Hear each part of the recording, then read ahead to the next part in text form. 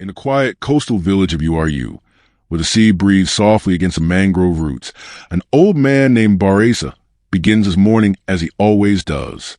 He crushes a single clove between his fingers, breathes in its sweet, sharp scent, and drops it into a steaming cup of tea. The air fills with warmth and spice. The sun rises slow over the water, and the day begins in peace. Around him, the village stirs. Fishermen mend their nets. Children chase each other by the shore, and the scent of drying clothes drifts on the wind.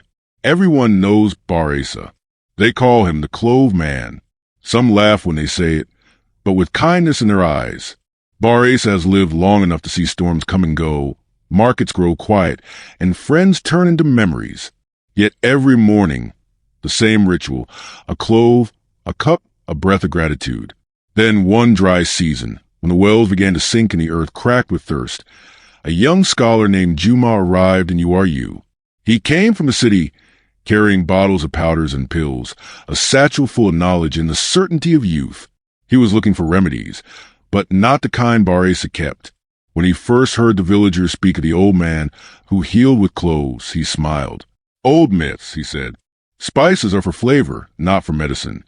Still, curiosity led him to Barasa's porch one hot afternoon. Barasa sat quietly, sorting clothes on a woven mat, his hands slow and sure. Juma stood before him, proud but polite. "I study herbs and their uses," the young man said. "I've read about cloves, but people exaggerate their power." Barasa looked up with soft eyes. "Power?" he said with a chuckle. "No, my son, not power, patience. The clove teaches patience."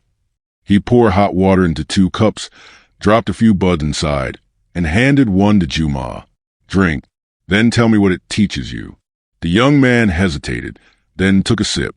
At first, the taste was sharp, almost biting, but as the warmth spread through him, it softened, sweet and gentle, like comfort remembered.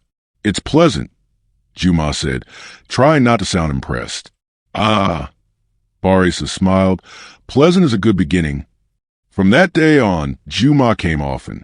In the evenings, as the sun bled into the sea, the 2 men sat together, one speaking, one listening. Barasa told stories of faraway ships, of traders who once carried clothes across oceans, of how something so small once changed the world. Juma began to listen not just with his ears, but with his heart. The rhythm of the old man's voice, the steady sound of waves, the perfume of spice in the air, all of it worked a quiet healing he could not explain. Then the rains came, heavy, relentless. One night, Juma fell ill with fever.